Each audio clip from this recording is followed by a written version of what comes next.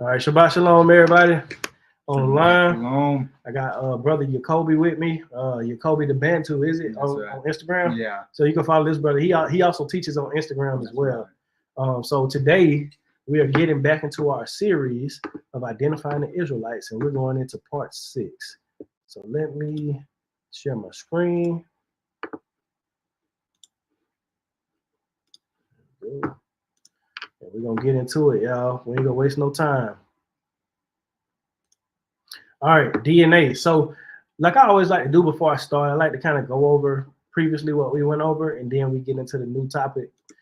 So we went into like the Spanish Inquisition, and we finished that up, and we read sources as far as, and we made a lot of links as far as the Jews who were in Spain and Portugal, the sources that we brought out as far as the Jews who were killed and different things like that, and they were buried in mass graves and stuff. We seen that those graves, or that mass grave, was known as Pocos dos Negros, and that was the pit where they buried those Negroes in 1515.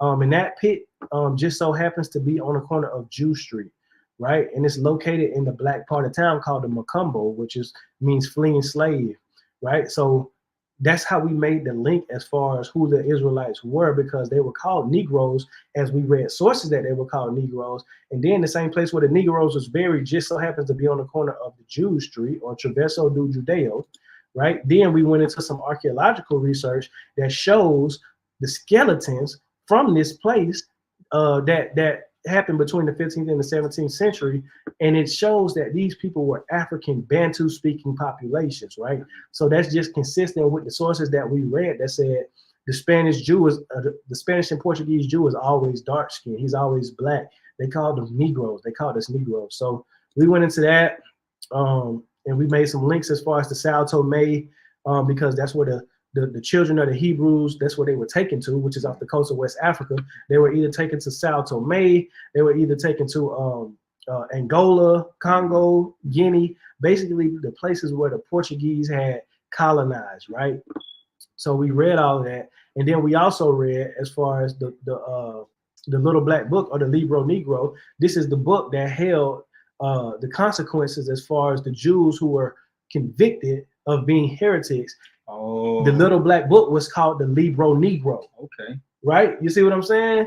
And guess what? In this black book, guess what? The consequences included being held in the galleys or the prisons, or being expelled to West Africa. Okay. You see what I'm saying? So that's the Libro Negro, right? That's interesting. Yeah, absolutely. Yeah, the Libro Negro, right? So we read about the Sao Tome, right? And then we went over some maps as far as the areas where the Portuguese were at, which was on the coast of Luango, which is between Congo, Angola, Gabon. Yeah. And then you got Guinea, then you got Sao Tome right here. All of this is West Africa, right? What's interesting is the capital of Cameroon is Yaoundé. Oh, really? Yeah. Never knew that. Yeah. Capital of Cameroon is Yaoundé. Man, yeah, see, and that's the thing too. It's a lot of Hebraic fragments, even in the languages of West Africans. Right. And then so we went into a little bit of the transatlantic slave trade to see, okay, most of the slaves came from the coast of Luango, which is where the Jews just so happened to be taken to, right? And we saw that for about 400,000 slaves came to America in total, and a lot of them went to Brazil and South America and different places like that. Then we went into the first slave ship, which was the originally it was the San Juan Batista, but it had got conquered in battle by the White Lion, right?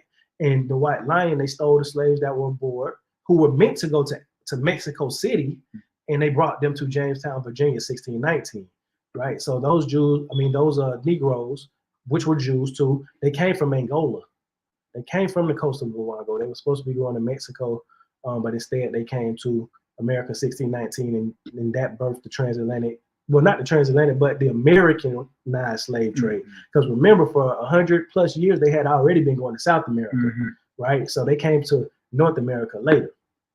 So we went into that. Then we went into the Hebrew writing on the pews located at First African Baptist in Savannah Church. And it's a Spanish Hebrew, right? This is a Spanish Hebrew. It's not a modern Hebrew or the rabbinic, or it's not an ancient Hebrew. It's a Spanish and Portuguese Hebrew language that they were speaking and writing in, right? All right, so now let's get into the DNA, right? And DNA is important. And like I always like to reiterate, all of the research, all of the DNA stuff and the historical stuff, these are things that are, used to back up our claims, right? But the Bible is the ultimate authority, right? Mm-hmm. So no matter what science says, no matter what history says, we look to the Bible as the final authority. That's how a lot of us got woken up in the first place, because we started reading Deuteronomy 28 and we started reading the prophecies and different things like that. So the Bible is our foundation, but we are using scientific means because it adds to our point, but also it validates it as well. So the Outer Africa theory, I'm pretty sure you heard of that, brother. Yeah. So the Outer Africa theory is a model for the origin and dispersal of modern humans from Africa. The theory proposes that modern humans evolved in East or Southeastern Africa and left Africa between 300,000 and 60,000 years ago, replacing the archaic hominins that were resident outside of Africa. This theory is supported by genetic, fossil, and archaeological evidence. The theory is built upon the foundation of Charles Darwin's theory of evolution, which asserts that humans evolved from primates, meaning apes or other animals or mammals. This is a totally wicked doctrine, and it doesn't match the biblical narrative. Neither does the Outer Africa theory for post-flood humans, although Adam and Eve may have been in Africa. and the reason why I say that Adam and Eve may have been in Africa is when you read Genesis and it tells you what the Garden of Eden is. Right. It's between Ethiopia and Mesopotamia, right? And one thing you have to remember too is Pangea. That's right. Because back at that time, the earth was all one. That's right. It wasn't split into continents. Yeah. So we may look at a map now and say, okay, well, how can it be from Ethiopia, Egypt, all the way to Iraq? But you got to remember, those places were together at one point in time, so it wasn't that far away. Yeah. Right? You didn't have the continental drift. And also the fact that they have our maps flipped upside down. Yeah, that too. There's so many things they do. Yeah, it's to deceive. Yeah. But this Outer Africa theory is what most people subscribe to. Yeah. They say, oh, well, we all came out of Africa. And this is the thing, right?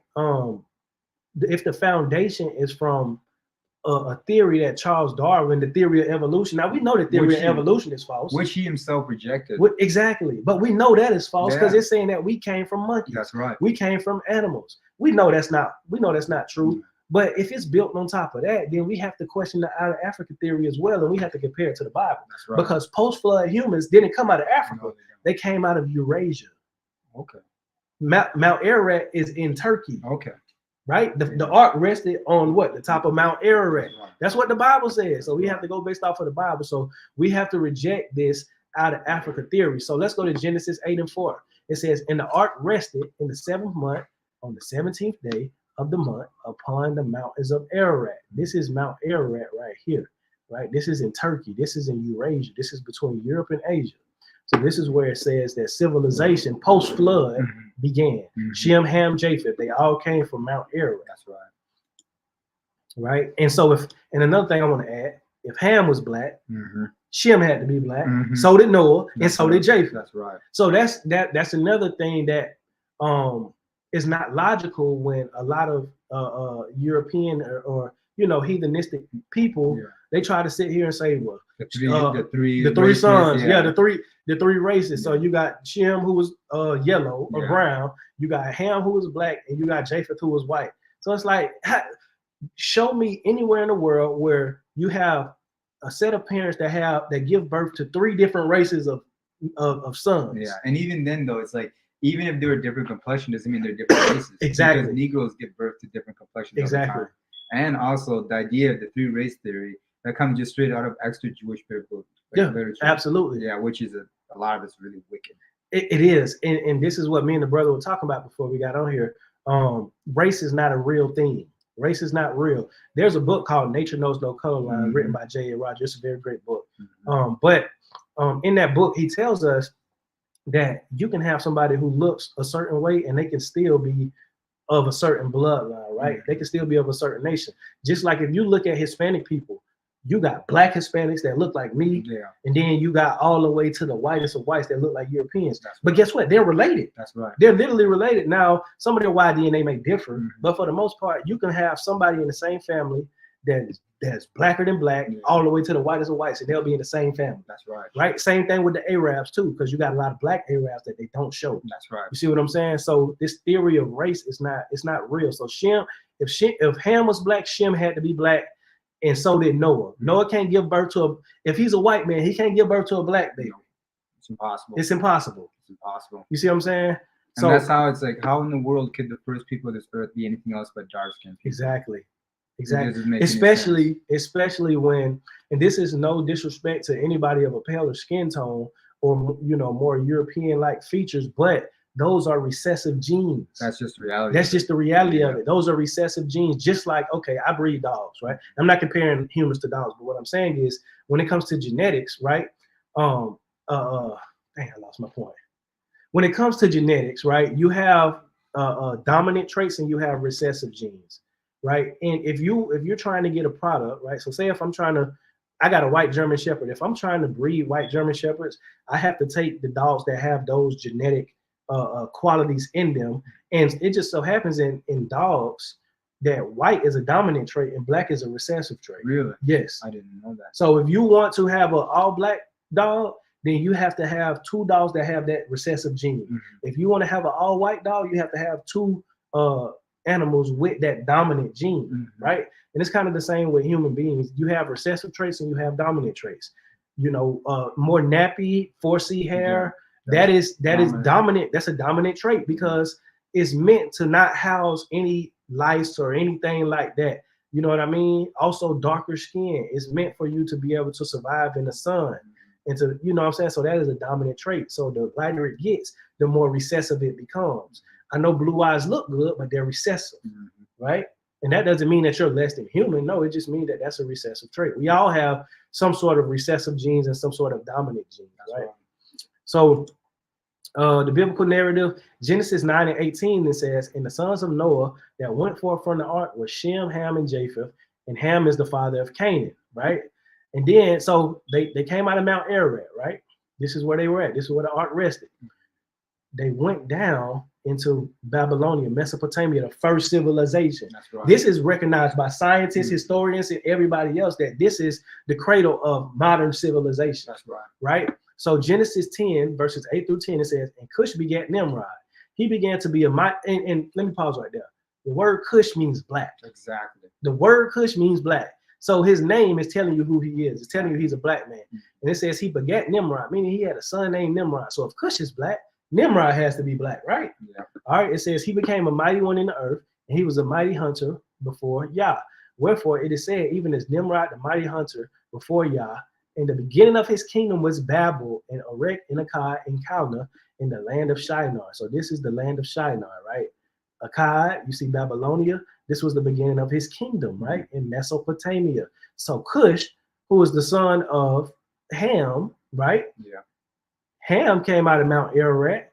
So did Cush come out of Mount Ararat and Nimrod, and they came down to Babylonia. So from the very beginning, the first civilization was ruled by a black person. Oh, and that's the reality of it, because it's like, how can anyone deny Africans? Because this is actually where the Africans come from. Exactly. The first people to do honestly everything. Exactly. To remove them from history and then to use scripture to justify when scripture contradicts everything that you just believe. It's demonic. It's very demonic. Yeah. And it's also it's like, I don't know how a person can live with themselves, lying to themselves constantly. Yeah. When everything in scripture says contrary to what they say or believe. It's called pseudoscience. Exactly. It's called science that suits my beliefs and what I want to believe, what I don't want to be true, because this is the thing, whoever is in power controls the narrative. Exactly. Right? So if I'm in power, I'll tell you that the sky is gray. Yeah. I'll tell you that the sky is green. And that's what you're going to believe. That's when you look at the paintings of the pharaohs, and they're literally black as night, literally blacker than West Africans, and you say they're not black. even when I went into the depiction of ancient Hebrews, you had Hebrews in Egypt making bricks. It showed them, right? I'll go back to it probably later, but it shows them. And what were they? They were black, with nappy hair. The Lachish reliefs. That's the one. That's like this. That's just. That's the smoking gun. It's like, how do you even look at the Lachish relief when you look at literally the curly hair? Yeah. Some of them are literally, they have locks. Yep. And cornrows. Yep. They have Negro nose and everything like that. Full lips, everything. And it's like, these are the Israelites. And I'm like, how can you look at that and deny who the Israelites are, and also look at who they say the Israelites are today. I don't want to get your channel shut down. But you know what it is. Yeah, no, it's cool, man. This is true. Yeah. But this is something else about the Lachish relief. That's an argument because people say, well, those were Cushites who were fighting for Israel, right? There's two things wrong with that. The first thing is that Cush didn't go against the Assyrians until after Lachish had been taken, right?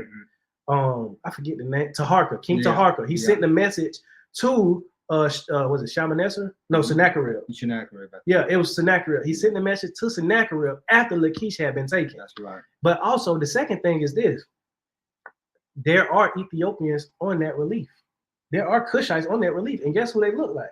They look like Africans, like the Cushites that we know. They look like Sudanese Dinkas. Exactly, they look like the Sudanese. Yeah. And if you ever look in ancient depictions of different peoples, you'll always notice that the Hamites, whether they're Cushites, Egyptians, Libyans, they always have smooth faces. They never have beards. That's right. Only the Shemites and Japhetic have beards. That's right. You see what I'm saying? Yeah. So those Israelites in Lachish had beards, but they also had Negro features. That's right. So that dispels that rumor because there were Cushites in that relief, and they were smooth faced like they're always portrayed as. I think that's also their constant agenda to make Negroes Hamites. It is. Always try to make Negroes, because that's the idea is that, and the thing is, when they made Negroes Hamites, they made sure that Negroes could only be Cushites. Yeah. They didn't allow Negroes to be Egyptians, Libyans, or Canaanites. They had to only be Cushites. And this is the thing, some of them will try to say that we're Canaanites, but it's like, if you say we're Canaanites, that means we intermix with Israel. And Israel intermixed with us. So that means no matter how you cut it and slice it, the Negroes were in Israel. The Negroes were of Israel. That's no matter how you cut and slice it. But even now, you'll see that they won't even associate Negroes with Cushites either. No. Some of them won't. You know why? Because you have something called the Hamitic theory. Oh yeah, everything great just happened with some random civilization. Yeah. And this is the thing. The Hamites were more European-like. That's how they try. Oh yeah, that's what the Hamitic theory is. Dark-skinned Europeans. Dark-skinned Europeans. But guess what? They never classified the Negro because the whole goal was to always make the Negro lesser than human. So you don't come from none of Noah's sons. You're not humans. That's why they had in the United States this whole 3/5 of a man. Yeah. You see what I'm saying? Because of the pseudoscience. Yeah. But let's get back to it. Yeah. And the thing is, always moving the goalposts. Always moving the goalposts. Always. You're black, but you're not this. They're black, but they weren't Negroes. Yeah. Or they're Negroes, but they're black. It's always. Or if they were Negro and they were black, they weren't you. That's right, exactly. And I'm like, whoa, hold on, what? How does that even? And then jumping from race to ethnicity all the time. Well, they were black, but they weren't you. Well, but we're talking about a race. I'm gonna tell you what it is. In a race, there's a lot of different ethnicities. I'm gonna tell you what that is. That's a high level of witchcraft. Yep. See, people think witchcraft is voodoo, and it is. But the most powerful witchcraft is manipulation. That's what witchcraft is. Those who try to manipulate things, and they'll do whatever to manipulate a situation, right? So the highest form of witchcraft is me telling you that's not the truth, even when I know it's the truth and you know it's the truth. But I'm trying to convince you that it's not the truth through deceptive practices and gaslighting and all of these type of different tactics, right? Yeah.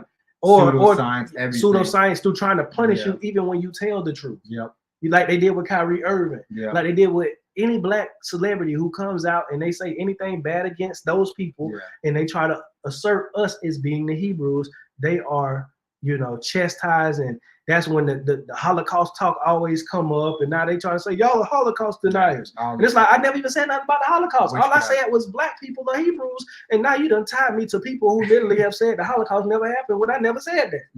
It's manipulation. Yeah. And it's spiritual wickedness in high places. That's exactly what it is. And the thing is that when you built an entire civilization, a kingdom off of lies, and it just takes one little thing to just destroy it, you can always try to do what you can to destroy people. You'll kill to keep that lie. Yep. You'll literally be striking the person to death while telling them to stop hitting you. That's right. And that's America right there. Yeah. America being a victim of people saying we don't want to tolerate your nonsense anymore. Yeah. And now all of a sudden they got weapons of mass destruction. And now we need, but let's get back into it. All right. So the biblical narrative, according to the biblical narrative, every person on earth right now will either descend from Shem, Ham, or Japheth. That's paternally. That's from your father, right?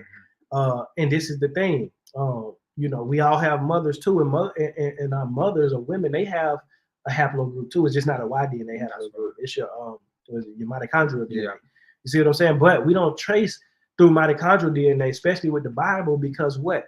We don't know who are the wives of Shem, Ham, and Japheth, or where they came from. That's right. You see what I'm saying? So it wouldn't be smart to trace it maternally. But who does trace it maternally? The current occupants, right? Yep. Right. And that's the word we're gonna use. The current occupants people. or the Ish people, or whatever. Yeah. They trace it maternally when that's totally not Torah based at all. But see, the thing is, to the Christians that may see this, you would never know that because you don't pay any attention. Exactly. And you don't read any scripture whatsoever. Yep. And when someone like us, like Brother Wilson here, comes and tells you that Ish people trace their lineage maternally rather than paternally, you said that's no big deal. Well, no, it's a big deal. It is. Because in scripture, what is it in the book of, it was Nehemiah, Ezra, where there was a lineage of people who tried tracing their lineage and they couldn't find it through their father's lineage. And therefore, they couldn't prove anything. Exactly. And this is what Torah teaches. Exactly. And it's very important for them because if they trace their lineage paternally, it's going to lead them straight back to the Caucasus Mountains. Japheth. And this is the thing. How could one say that they're a Shemite or a Hamite or a Japhetic person if they're doing it maternally? Those are three men. Mm-hmm. You have to trace back to them. If you're saying you're a Semite, what they use in current times, they say I'm a Semite, but you can't trace your paternal lineage back to Shem. How can you be a Shemite? You can't do it, right? So tracing genealogy maternally wouldn't be conducive to the biblical narrative due to the fact that Shem, Ham, and Japheth's wives didn't come from Noah that we know of, and therefore had external lineages outside of Noah. Also, genealogy has always been determined paternally through scriptures. You can go to Numbers 1 and 18. Right, so we just established in the biblical narrative. So the out of Africa theory is false. That's right. Theory of evolution is false. That's right. We came out of Eurasia. That's black, white, yellow, whatever you want to claim, right? And really, yellow is a mixture of black and white and a lot of different things, right? These so-called brown people, the only reason they're brown is because you have black people who mix with white, lighter skinned people, and you kind of get the product of what you see now.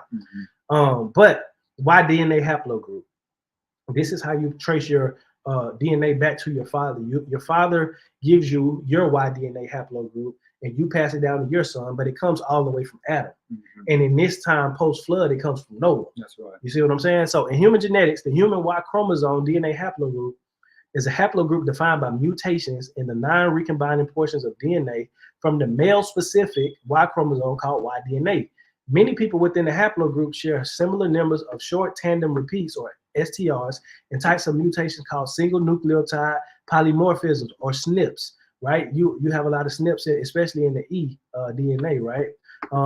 The human Y chromosome accumulates roughly 2 mutations per generation. So this is the thing. Noah had a Y DNA, right? But most likely when he passed it on to his sons, they mutated. Okay. That's how you get distinctions. That's how you get a haplogroup E or a haplogroup B or a haplogroup A, because over time those haplogroups start to mutate, right? That's why we don't all share the same haplogroup. That's right. You see what I'm saying? So that's what happens. And it says roughly 2 mutations per generation. So I got 2 sons, one on the way. So they'll have a similar haplogroup, but one of them might have a mutated haplogroup, right? And if he passed that on to his sons, that haplogroup would be distinct from his brother's son's haplogroup. You see what I'm saying? Does that make sense? Yeah. All right. It says Y DNA haplogroups represent major branches of the Y chromosome phylogenetic tree that share hundreds or even thousands of mutations unique to each haplogroup. The Y chromosome most recent ancestor, YMRCA, informally known as Y chromosome Adam, is the most common ancestor, MRCA, from whom all current living humans are descended from paternally, which would be Noah. That's who it would be. It wouldn't be Adam. It would be Noah, right? Because you got to think too.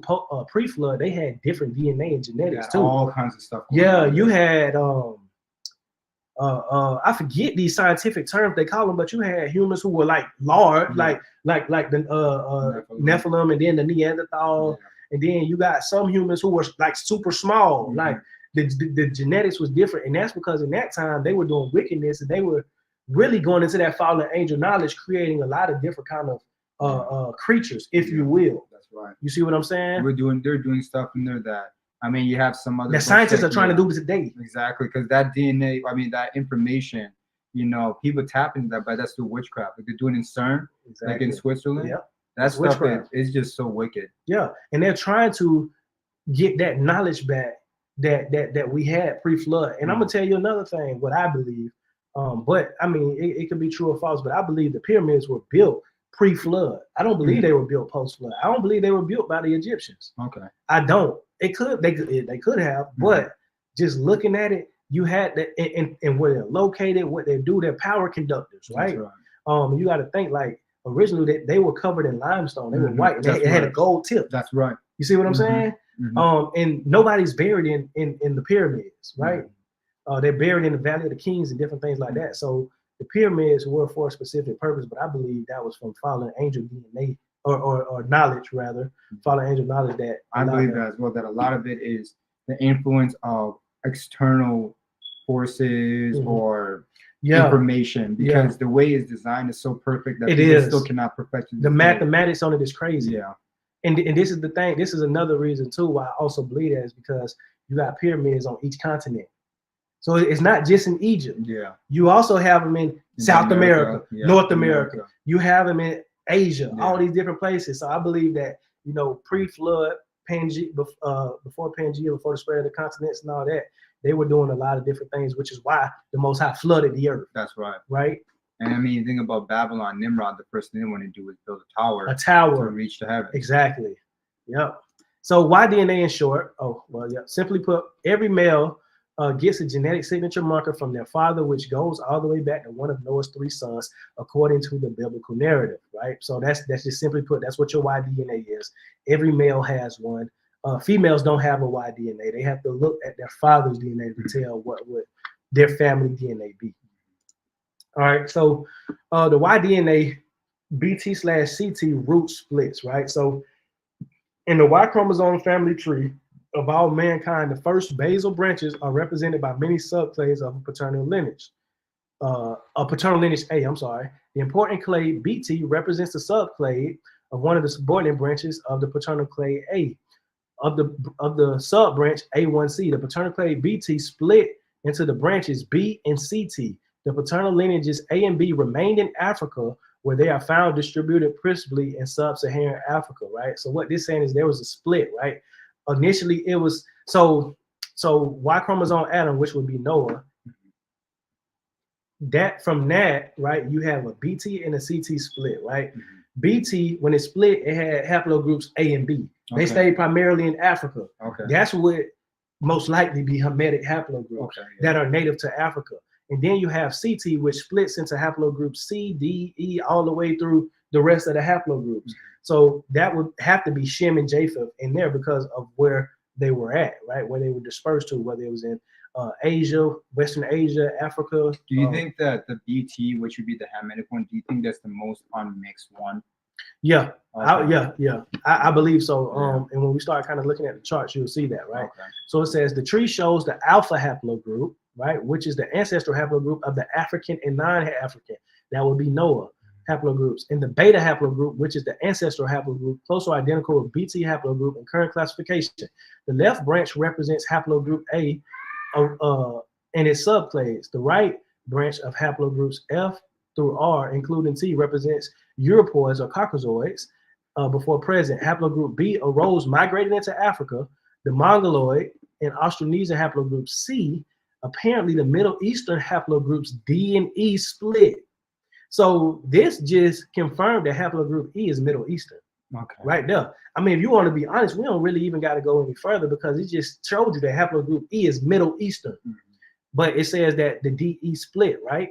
A region of the origin of the alpha haplogroup remains unknown. The Europoid family of haplogroups arose apparently in triangle between Central Europe on the west and the Russian plain, Eastern Europe plain on the east, and the Levant on the south. So even some of these Europeans that had European haplogroups, some of them dwelled in the Levant too, right? Just in the Levant, you had Shem, Ham, and Japheth. That's right. You had a big mingling there. You had a big mingling there. That's always been a place multicultural. Exactly, right? All the Hivites, Hittites, Jebusites, Amorites, the Greeks, Romans, all that stuff. There. Yeah, exactly. And then they wanted to say that you guys can't be Israelites. They're from the Levant. Exactly. And see, this is the thing too. So it says like the Australians or the Austronesians and those different populations, they're mainly haplogroup C. But where do you find them at? You find them all the way in the Pacific Islands. Yeah. So when you look at this chart, you see haplogroup A, A1, A3, and then you see B, but there's a split, right? Yeah. There's a split. This is the alpha haplogroup. This would be Noah. There's a split, right? Yeah. And so you have the A and B, but then the split, you have the C all the way through R2, K, whatever the case may be. But in that is the C, or the Australians and the Melanesians. Then you have D and E, which would be the African Americans, the Negroes, but also the Japanese and certain Asian populations in Tibet and places like that have haplogroup D as well. You got the E1A, E1B, and then from that you have another split, F, all the way through. So these would be the more European, right? Okay. So it just showed us that. So is this one right here, this E1A, E1B, this would be like the Shem. That would be Shem. Okay. Then E would be Shem. Okay. Right. So like I said, you see the split right here. You got the A and the B, right? And it tells us those are the African ones. It tells us right here. Then it says haplogroup C, those are the Melanesians and the Australians, right? But they split. So even though they black and they may have some African features as well, they would probably be either Shem or Japheth. That's right. Right? And then you have haplogroup D, which it tells you is Middle Eastern. And then you have haplogroups F and all of that, which says is European. And then that just goes with all the narratives of most people in sub-Saharan Africa. Negroes have a history about how they migrated from the east into sub-Saharan Africa. How the Yoruba said they migrated, the Igbos did. Even you got people in like the Kosas, all the Lemba, all these people said they migrated from Egypt or from the east into that area. And and another testament is why that would make a lot of sense is because when you look at the native African population, like the Pygmies, like the Khoisan, like a lot of the Ethiopian, the Sudanese, all their DNA is different from the Negro. That's in sub-Saharan Africa. The Pygmies dwell in sub-Saharan Africa. That's right. In the Congo. But guess what? Their haplogroup is A or B. Yeah. Those are the real Africans. Those are indigenous Africans. Exactly. But you have these Bantus who come in and they have different DNA, but they also have different customs in different ways. And that's why they're hated. Because a lot of those African tribes are more primitive, right? And but this right here tells us, like, this shows you the splits. It shows you, and it's admitting that haplogroup D and E is Middle Eastern. And you know what's interesting is that the Khoisan people also have an Asiatic look to them. They do. Which is very interesting, being Africans that they are. But I'm going to tell you something, though. I read in the source a while back that the Chinese people are Canaanites. Yeah, because there's a Canaan had a son named Sin. The Sinites. And the Sinites. That's the old term for Chinese people. The Sinites. So this is the thing. Hamites can come in all different colors and phenotype, just like Shemites can, just like Japhetic people can as well. Or even think about this. Look at, say, Caucasians and their phenotype or the Grecian phenotype. Look at what Somalis look like. That's what I'm saying. I mean, they're just simply a lighter version. Somali. Exactly. So how it's not even that far-fetched to think that Caucasians could be of a Hamitic stock. Exactly. And you also have Hamites in India too, right? You have the what's their names? The what are those Indians? Dravidians. Yep. You have the Dravidians. They descend from Kush. Yep. You see what I'm saying? Yep. And then you notice that most of Kush's children are jet black. Yeah, jet black. Very dark. No matter what phenotype they have. They're jet black. Because guess what? The Negroes, we can be jet black and we can be like without even intermixing, like very light skin, red. Right. You have the Igbo. A lot of the Igbo are very light skinned. You have a lot of the Fulani, even though Fulani are not Israelites, but they're still Semites. Yeah, darker. A lot of them come lighter, right? Oh, yeah, Fulanis do. A lot of them come lighter, right? So that's the thing, like. And then you have also within that same family, a very dark skinned person. Exactly. And that just shows you how even people think that you have to be mixed to be lighter. That's a lie. That's the biggest. I heard Gino Jennings going on like that. So, well, look at some of you. You guys aren't pure black. What the heck is pure black? There's no such thing as pure black. There's no such thing. Because even if you got complexion without ever mixing with any other group of people. Exactly. And that's the reality. And this the thing, like even in Africa, you got mixture amongst different tribes as well. You see what I'm saying? So it's like, if you want to be real, there's no pure anything. Nope. As far as when we're talking about populations of people, we all mix. Even if we saying we Israelites, at some point in the land, we mixed with other people. When we went down to Egypt, you think we mixed? And the thing about this is that if you look at, and this is what some Israelites get, are very anti-Hamitic. Yeah, but exactly. They don't realize that most of Israel's children, at least half of them, all right, have Hamitic mothers. Exactly. Okay. Yeah. And also, Yeshua had Hamitic in his lineage. Exactly. Judah and his wife Shua, which is a Canaanite. The lineage of Ham. And that's the other thing is Noah. And then you got not Noah, but Moses. Moses. And then you also got, it's believed that Caleb or Joshua married Hagar, the Canaanite. Yeah. So you have all of these people here who are mixed with Hamites. We're mainly of a Hamitic stock. Solomon, not even just with the Queen of Sheba, but when he's writing the Song of Solomon, I am black but comely. The daughters of the who? The Shulammites. Yep. Black as a Kedar. Yep. You see what I'm saying? All of those things. Or even look at the Ishmaelites mixed with black. Solomon's first wife was the daughter of Pharaoh. Exactly. Like Asenath Egyptian. Asenath and Joseph. Exactly. So most of us Manasseh and Ephraim. Yeah. So if you're an Ephraimite or a Manassehite, you are a Judahite, you are half African. Exactly. So to look at an African and say, you are this, you're that, you're not, it's like, no, most of you guys have African DNA. And if you're going to reject Africans and say they can't be saved, well, therefore you are mainly, if you go back in your lineage, you have African in you. Exactly. You're half African. Exactly. So it just shows how most of us aren't even pure. And pure. Some of you got European in you too. Mm-hmm. See, this is the thing, like there's been a lot of admixture since the beginning of time. Yeah. Shem mixed with Ham, Ham mixed with Japheth, Japheth mixed with Shem. It's always been like that from the beginning. So there's no such thing as a pure anything. Yeah. Now, the only thing you'll find pure is your Y DNA that's untouched. Mm-hmm. You see what I'm saying? Even your mitochondrial DNA, but more so your Y DNA is untouched. It might mutate, but it will still bring you back to your forefathers, no matter what color you are. That's true. You see what I'm saying? You can be light. Yeah. And you can come up very, very dark. You have white Israelites. That's right. You have Indian Israelites. We've been scattered to the four corners of the earth. And although we might have went there black, you think we didn't intermingle? Just like you see a lot of the North Africans now, they descend from the Turks that were enslaved, but also the Europeans who invaded, but the native black Moors and Africans who were there. And that's why you see a lot of them are brown too. Mm-hmm. A lot of them look mixed too. That's right. You see what I'm saying? Yeah. So all this, when Nimrod started the first civilization, Africans started the first civilization. You see what I'm saying? Great things have come from Africa. More great things come from Africa than Europe. Anywhere else. I mean, Africans are the ones who. Why we felt so comfortable to always flee into Africa. Why has Egypt always been our strength? Exactly. And why did the Most High condemn us for always running there? And why did we always make leagues with Ethiopia and Egypt? Every time. Every time. We go there. Why? The thing is, the Cushites and the Egyptians were always more powerful than us as a people. Exactly. We just have the Most High on our side. And you see, the thing is, they went into judgment. Egypt went into immediate judgment after Israelites left. And also, you got to look at the Cushites as well. Though they were our brothers and stuff, they were also wicked toward us. Yeah. But we have their blood in us. Yeah, we do. And this is why I think you can see, like we're talking about how some people's phenotype look different, but we still have the same origin. Yeah. All right, because mingling with some other different people, but we are still the same people. We just have a little bit of, Cushites and Egyptians and stuff. Yeah. But we've always been mingling with these different African tribes. Ham and Shem have always been together.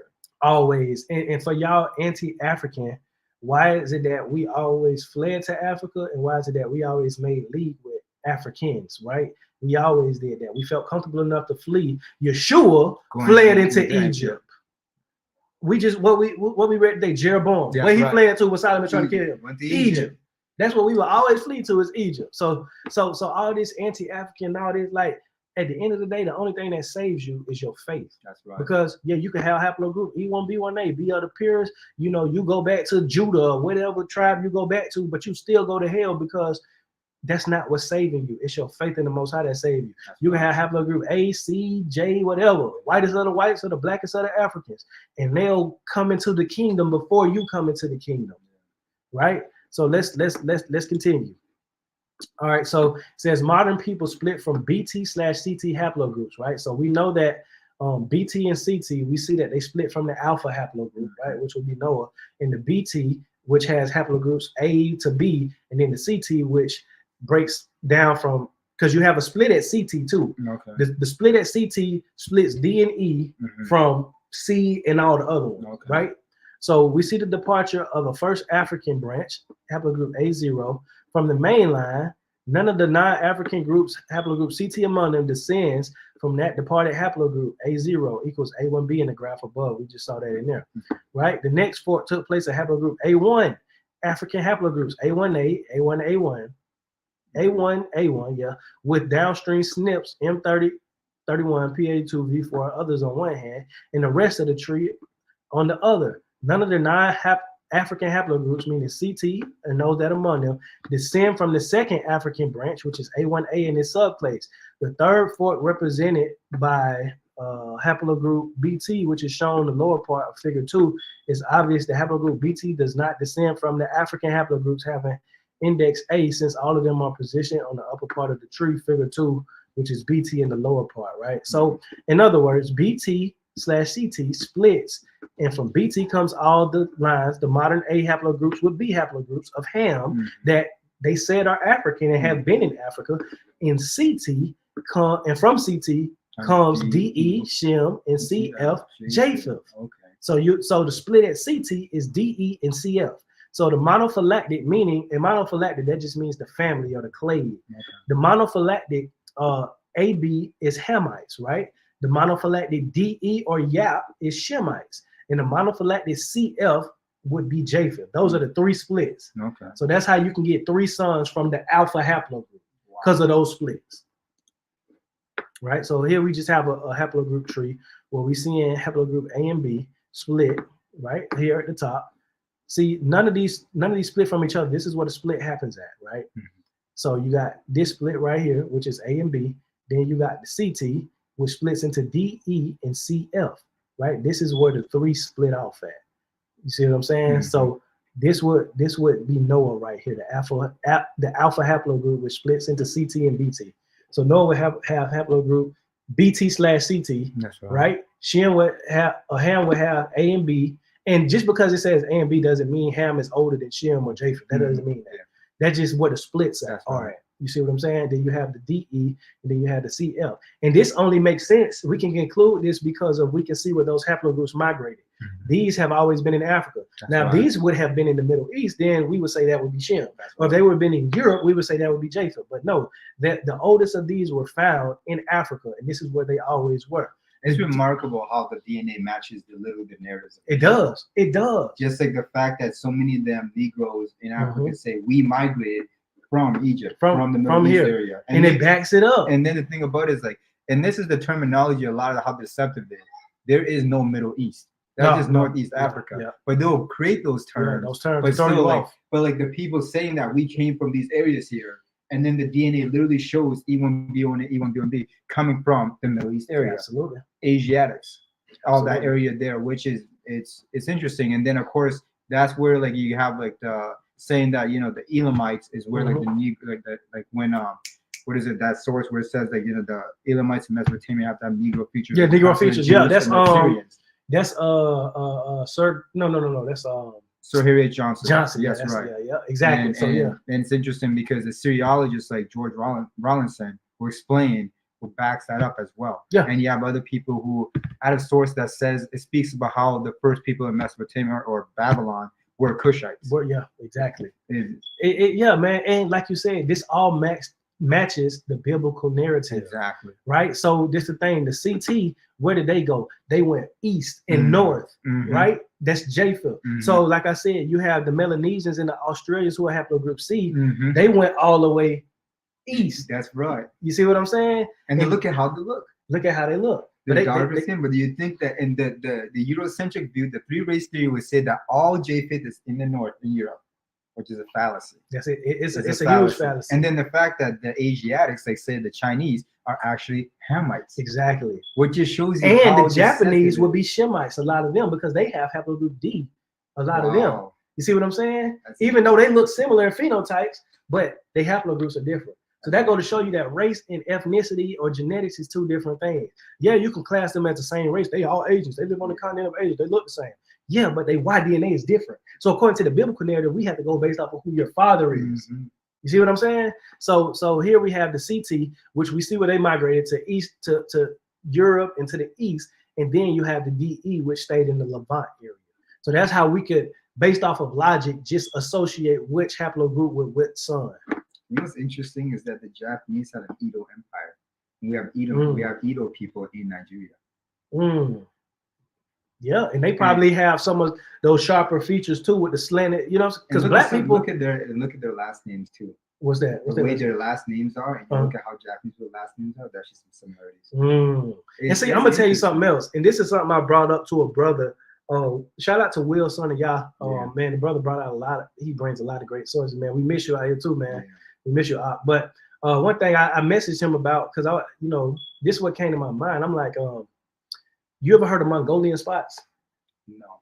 Okay, so what Mongolian spots are, it's when a baby is born, they have these dark spots. It's basically where, I think the scientific term is where blood cells, they kind of are concentrated in that area, and it's like blue spots on the baby. It's like blue spots. And with those Mongolian spots, they named it Mongolian spots because it's so prevalent in Mongolia. But this is the thing. Guess where it's also prevalent? It's also prevalent in so-called sub-Saharan African, West Africans, African Americans, Afro-Caribbeans, Black people. I had Mongolian spots. Really? My children have Mongolian spots when they were born. Okay. But the only other people in the world, Europeans don't have them, Arabs don't have them, none of that. Just Asians and Negroes have this genetic trait of having Mongolian spots. So that's just something that's something that interested me, because it's like, wow, what we have in common. But if because a lot of people in Mongolia in that area, they might have haplogroup D or whatever the case may be, but Asiatic, that's just a testament of us being Asiatic as well as our Y DNA haplogroup. And that's the thing about it, is that just because people in Asia look a certain way today, doesn't mean that's how they've always looked 2,000 years ago. Look at the Negritos in the Philippines. Look at and I'm gonna get into this tribe, which is the Jawara tribe in India. I was gonna say the same thing. Guess what haplogroup they have? You gotta be Kushites, right? No, they're not Kushites. They have haplogroup D. And Shem. They're Shemites? The Jawara tribe have haplogroup D. I thought they were Kushites, honestly. Just because they have that very dusky, pure, clean, skin. Is they look like I think they're Kushites, but they're just very dark complexion, most Kushites are.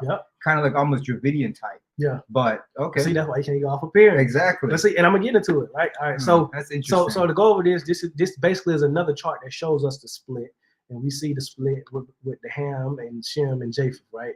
All right. So monophylactic, which is the term I just used, is basically the term used to describe a group of organisms that are classified in the same taxon and share a most common recent ancestor. So the monophylactic haplogroup would be DECTAB,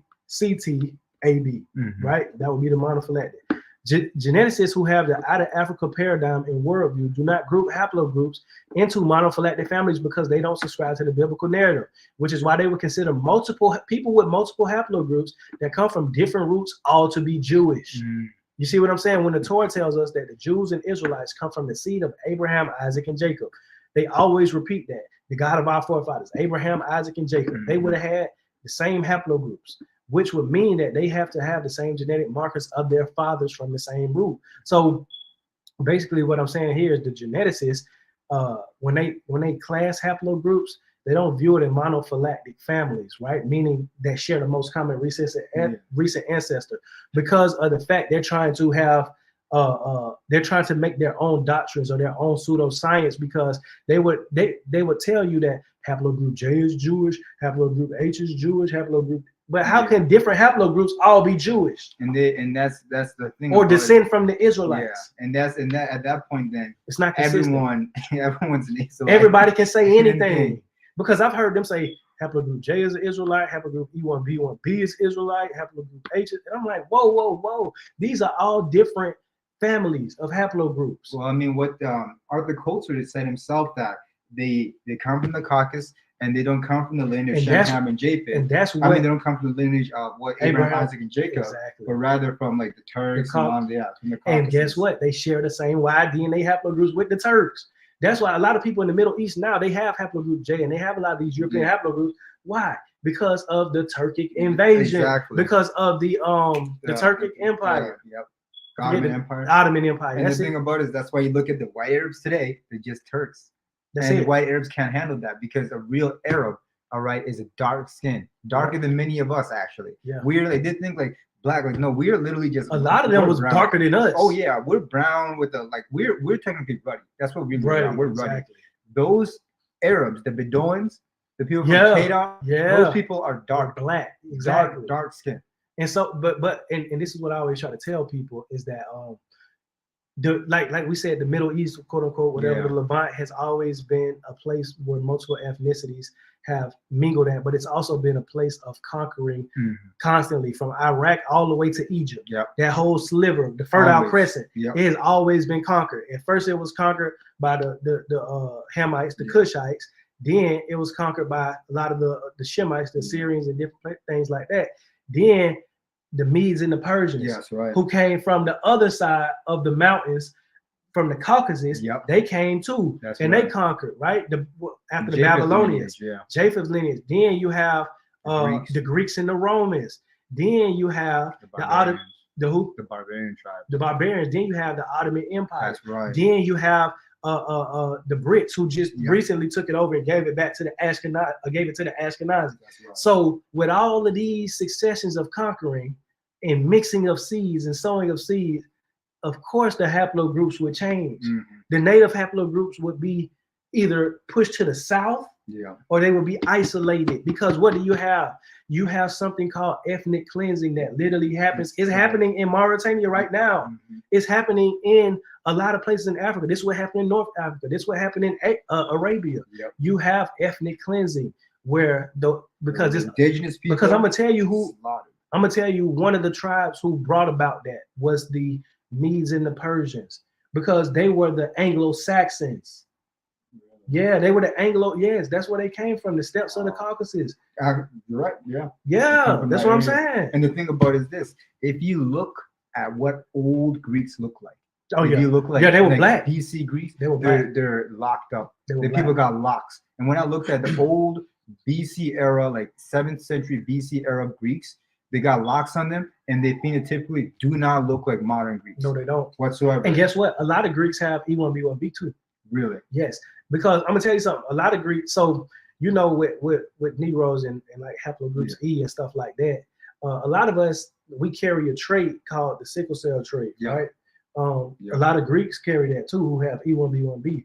Really? Yeah, that's why they're able to stay in those places, like close to the sea, where malaria and stuff like that. They're able to withstand that because they have that sickle cell trait. I did not know that. Yeah, some of their populations have E1B1B. That is so interesting, because when you look at the Greeks, all right, you think about what you see now, but those people are actually Dorians. The modern Greeks that we see, the more Grecian nodes, those are Dorians. Who were there before the Dorians? All right, and then you look at those 7th century, 8th century BC Greeks, and they got locks on them, and they look so different. When I saw the statues, what they look like, it creeped me out, because I'm like, who in the heck are those people? And they said, these are the old Greeks. I said, then who are these new people? So then that's why people argue today. They said the Dorian invasion is a myth. It doesn't matter. I'm gonna have to research that. I never heard of that. And then if you look at some of these, they discovered something not too long, I guess kind of a long time ago. It was kind of like it wasn't a cave, but it was a place where they found all these paintings of the ancient Greeks, and they were all melanated. I saw a lot of those depictions of absolutely, man. So when we get into these genetics and stuff like that, we have to take all that into consideration. What is now wasn't always. You see what I'm saying? When you're looking at the current populations, because you have a lot of European-looking people claiming to be Native American. You see what I'm saying? Which is crazy, but they may have Native American DNA. Yeah, they have. Just like a lot of black people got Native American DNA. Exactly, and the thing about it is this, and this is where the witchcraft comes in. Yeah. So if you had, we talk about all the different people in that Middle East area, Northeast Africa, Egypt area, where you have all of them, all the years of conquering. And then when they make the argument, because part of proving Israel is proving who Ham is. Understanding that Ham has Mizraim, and Mizraim is Egypt, who was Khmer black. All right. The witchcraft comes in is that when they go and look at these different DNA there, they do a test and they'll go and find a body from like the Greek era, and they will prove that, see, they're from the Levant. Well, you need to go further to Old Kingdom Egyptians. That's it. Because there's so many people there, so you can't look at what's today and say that's what it's always been. Exactly. That's just You can't be. You can't be it's, that. it's dumb. not logically. Yeah, that's foolish. It's not logically sound, and it's pseudoscience. Exactly. It's pseudo, but we breaking it down. We get into the real science. So these are the monophyletic haplogroups of Shem, Ham, and Japheth, right? So we kind of see on the map where these families were. So you got the CF, large Japheth. You see right definitely here, enlarged them. Yeah, enlarged Japheth. Then you see Ham right here in purple, and then you see Shem kind of, you know, in the Levant, but also Africa, also a lot of these places too, right? So let's go to the Japhetic haplogroups, right? So Japhetic haplogroup CF. So C, F, and F breaks down into all of these, right? So it mutates even further. So you got the I, the J, the G. So if anybody is haplogroup J, then they split from haplogroup F, and then further they split from CF, right? So this is all Japheth. So I, R, N, Q, K. Native Americans have Q. That would be a Japheth, right? Yeah. So they're not Hamites. No, see, that's the thing. Like, see, if we going based off of the monophyletic family and the split from it, it couldn't be from Ham. The only way they would be from Ham if they had haplogroup A or B, because that's always been in Africa. That's right. You see what I'm saying? That's true. So these are the breakdowns of Japheth. So you got the C and the F. And then from the C, like I said, they went all the way east. Those are Melanesians, Australians. Then you have the F, which breaks down to the European powers, right? So haplogroup F is an ancestor haplogroup to Y chromosome haplogroups G, H, I, J, K, along with K's descendants, right? So K has descendants, L, M, N, O, P, Q, R, T. So they descend from K, right? It mutates. So haplogroup CF, the Mongoloid and Austronesian haplogroup C split about 36,000 YBP in gradually populated regions of Central Asia, Australia, Oceania, right? A lot of the Samoans and Hawaiians, they would have they would be Japheth, right? Even though a lot of them had nappy hair, darker skin, right? Most bearers of these haplogroups remain Europoids or Europeans. However, some populations have acquired racial features of the prevailing races in a given region recently or in long past. This source is re-examining the Outer Africa theory, the origin of Europoids or Caucasoids in light of DNA genealogy. So what this is saying is that a lot of the haplogroups that are European stay Caucasoid, right? But some of them, right, which will be C and all of this, they have a different racial feature. That's why genetics and race don't mix, because race is not true. That's right. So these would be considered Japhetic, the haplogroups of the melanated populations of Australia and Oceania and, you know, Fiji. I want to say Fiji, yeah, and like a lot of different places like that. So this is what they look like. This is so interesting, honestly. And there we go. There we go. Blonde hair. But Negroid features, they kind of look like pygmies. See, this is why this is why race is just so pseudo. It is. It's so pseudo because none of this. If you say, can you say, well, those are black people? Because I mean, people can't define black. Yeah, exactly. If you say black is just Sub-Saharan, West African, Bantu, then you got to explain this. Yeah, because you can find black people that look like them, right? You can find black people that look like them in Africa or in the diaspora. So you can say, well, okay, they're not black, but they are something else. And no, they black. They got black skin. Black skin, all that stuff. They darker than me, nappy hair. Some of them got blonde hair so too. if we go by what they want, because the thing is, they always want to fit black into that one box. Exactly. Sub-Saharan, West African, Bantu. Yeah. So therefore, the South Sudanese Dinkas are not black. Exactly. And they're darker than us. Yeah. They're not black. Yeah. These people aren't black. Therefore, the Australian Australopithecus, they're not black. Yeah. And you ever notice? So and they have this theory that if you're dark skinned, you're black, whatever the case may be. But why did they never take Sudanese?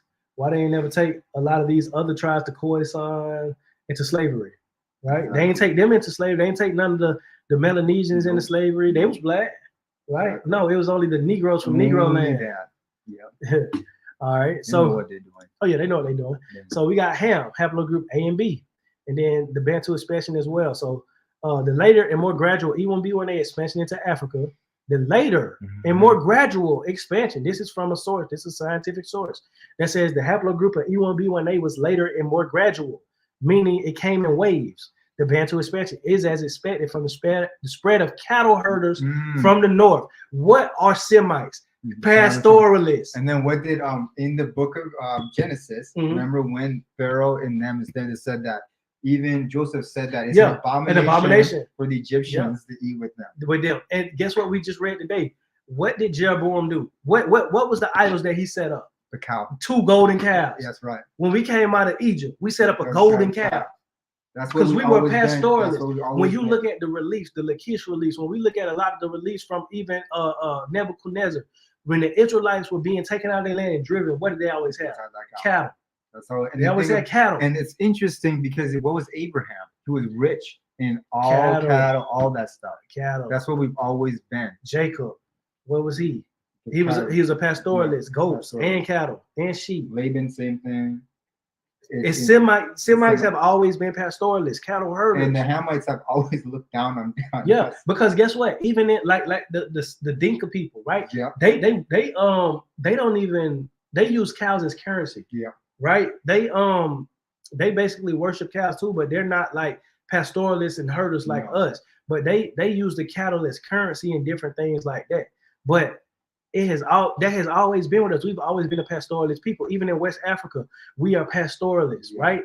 We are agriculturalists. Yeah. But the Bible is a book of agriculture and pastoralism. Yeah. What do you call the leader of the flock of the church or the assembly? A pastor. Wow. You see what I'm saying? Yeah. And what are the people? The sheep. The sheep. His flock. The shepherd. And then Yahushua, he's a sacrificial lamb.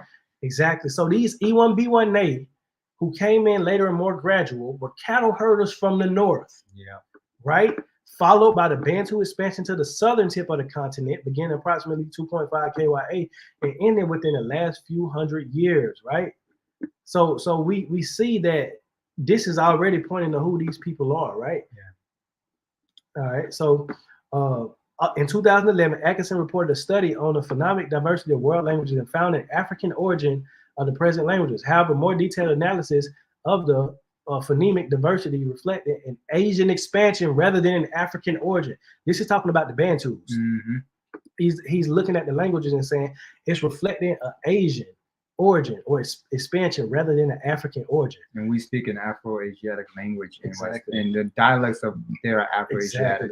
Exactly. Yeah. And a lot of the Western or Sub-Saharan African languages are more newer. Mm-hmm. They're not like ancient languages where it might be, phonetic or not, it's a lot of them are more recent. And they Niger Congo. Yeah, they become more mixed because it's like the Kikongo languages and all the things that branch off of them. And they also have mixed further even with the transatlantic slave trade because now you got the Creoles and then you got the Pidgin that's in Nigeria and a lot of different places like that. But it says all the languages except for the Khoisan, native Hamites, derived from the expansion from Western Asia around Iran. The Asian expansion was also supported by genetic evidence. Y chromosome haplogroup phylogenetic tree has an African root, but only haplogroups A and B were African Aboriginal types, i.e. these two haplogroups have never left Africa or leaving Africa. All the other haplogroups, all within C, F, and DE, arrived from one ancient type with the marker M168 out of Africa around 50 to 70,000 years ago. They expanded from Western Asia around 3 to 4,000 years ago. Western Asia, 3 to 4. What was 3 to 4,000 years ago? That would be the destruction of Jerusalem, right? Yeah. Okay. Yeah. Just so we track it. And gave birth to all the haplogroups from C to T. Wow. So this is telling us haplogroups D and E come from Western Asia. What's interesting is this. So I was looking at something about the Shona language. The Shona language is actually very similar to the Syrian language. Shona, who are those? The Shona are Bantu people in like Zimbabwe area there. And it's interesting because it just shows you that coming out of the east, Egypt area, migrating into Africa, showing that we're technically not indigenous, and that's why they sent, the Israelites out. Hamites played a part in that as well. Yep. Absolutely. That's crazy, but I believe it though. I believe it. All right. So another source. Therefore, the haplogroup, the highest frequency in Africa, haplogroup E, was also from the Asian expansion. In Africa, haplogroup A is mostly Khoisan and Saharan populations. Haplogroup B is mostly Pygmies and other populations around Congo. The major populations of Africa, sometimes called Bantu or Niger Congo people, were then most probably came back from Asia. The Asian expansion was firstly hypothesized by German biologist Ernst Haeckel in his map of human origin and migration in 1863. Now we are accumulating more evidences. This is the source right here. Wow. All right. So E haplogroups replace A and B haplogroups in Africa. Right. Yeah. Because and E I mean, haplogroup technically that was kind of ethnic genocide. Isn't that what scripture talked about, how you got to destroy as many as possible? Exactly. You know, and that's actually just a fact that Bantu people in the situation we were in, we also were the colonizers of Africa as well. Yeah. That is a reality. Absolutely. Yeah. So we're gonna probably stop at this one. Yeah. And I'll finish at the next one. So wait, hold on. Okay. I'm gonna stop at this last one right here after this. All right, so this is another source. The clade has also been observed at notable frequencies in certain populations in Ethiopia, as well as some Pygmy groups in Central Africa, and less commonly Niger-Congo speakers who largely belong to the E1B1A clade. Haplogroup E in general is believed to have originated in Northeast Africa and was later introduced into West Africa, from where it spread around 5,000 years ago to Central, Southern, Southeastern Africa with the Bantu expansion. According to Wood, 2005, and Rosa, 2007, such relatively recent population movements from West Africa changed the pre-existing population Y chromosome diversity in Central, Southern, and Southeastern Africa, replacing the previous haplogroups in these areas with the now dominant E1B1A lineages. Traces of ancestral inhabitants, however, can be observed today in these regions via the presence of the Y-DNA haplogroups A-M91 and B-M60 that are common in certain relic populations such as Mbuti Pygmies and the Khoisan, right? So the same thing that was happening to us when we was being conquered and being driven, that's the same thing we did. And guess what? It makes sense when you read Rudolph Windsor from Babylon to Timbuktu. What did he say? He said these Israelites, when they conquered these places, they brought weapons they brought materials that was foreign to the Pygmies and yeah, like we brought iron work, we brought bronze, right? Because the Iron Age, the Bronze Age. You see what I'm saying? So that just makes sense. It's crazy too, also just the amount of stuff going on in West Africa pre-colonial. Yeah, absolutely. So proving Shem is haplogroup DE, and this one we're gonna stop at this one. Right. The presence of two underived EM96 Saudi lineages raises interesting questions related to the macro haplogroup DE-YAP phylogeography. The recent resolutions of the CDEF/M168. No, I ain't gonna read all that. You know what? But I just want to say it's talking about Eurasia and how DE-YAP is a Eurasian haplogroup. But I'm gonna read this highlighted portion. It says this model would simply imply that both CF/P143 and DE-YAP evolved nearby but outside of Africa. So one DE-YAP ancestor would have spread to Asia and evolved to haplogroup D, while another DE-YAP returned to Northeast Africa and evolved into E. It is noteworthy that DE-YAP has been detected at low frequency in Africa. Right, so in this source is the Saudi Arabian Y chromosome diversity and its relationship with nearby regions, because you have a lot of people in like Saudi Arabia, Iraq, a lot of places in the quote unquote Middle East that have haplogroups E. Yep. You see what I'm saying? So this is saying that the ancestor, right, of haplogroup CF and DE evolved nearby but outside of Africa. It's interesting when you see those black faces in Oman, in Saudi Arabia, in Yemen, and they look just like us. Absolutely. You look just like every other Negro, whatever. And the thing is, what I notice a lot about our people is that we would face a lot of persecution because we just aren't really not a violent people like that. Yeah. We really aren't. Like a warlike people. Yeah, now we really have men of valor, but we're not warlike. We don't go and kill unless we have to. Yeah. And yes, if you look at the Bantu expansion, that was ethnic genocide. Yeah, it was. But if you gotta look at that also is that is, you can argue, the land and stuff like that. When we went in there, there's a lot of debate on whether people believe that's the land of Shem or not, but whatever. But most of our people aren't like that. Yeah. And you see us today, you see it on the news. Like, some of our people are living in rocky areas, caves, trying to be pretty much left alone, but they get treated horribly. But you look at them, they look just like West African Negroes. Oh yeah, absolutely, man, absolutely. And it's just interesting to get into a lot of this genetic stuff. Excuse me, because it further drives the point of all the historical sources. The next time we come together, which will probably be next Shabbat, when we start getting into the Spanish and Portuguese, Jews and all that type of stuff, it's gonna blow your mind, man, because all these historical sources we just read is literally being backed by DNA.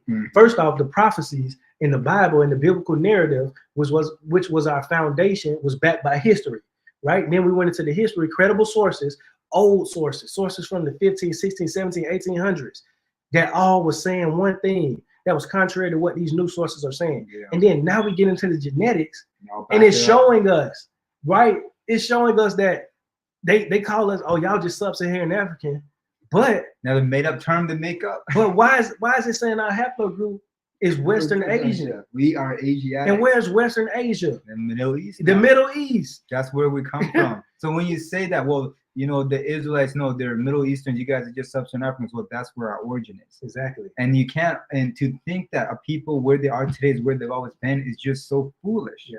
And it's just strange too, because if you look at it, what is interesting is because I remember when I saw that the Sinites and the Canaanites, that's where Chinese people come from, because the Chinese we call the land of sin. And I was like, no way. But then you see the evidence here that what people look like does not determine really their lineage or anything. All right, because you can look at Chinese people, look like every other Asian, you know, East Asian, whatever, but they're actually Hamites. Exactly. But you look at, say, South Sudanese people, or you look at people such as, you know, the Dinkas or other people that are literally dark as night. You say they have a common origin. Yes, they do. Yes, they do. Showing that race is a social construct. It's pseudo. It doesn't really exist. Exactly, and that's not far-fetched, because every single living being on this earth has a common ancestor, which is Noah.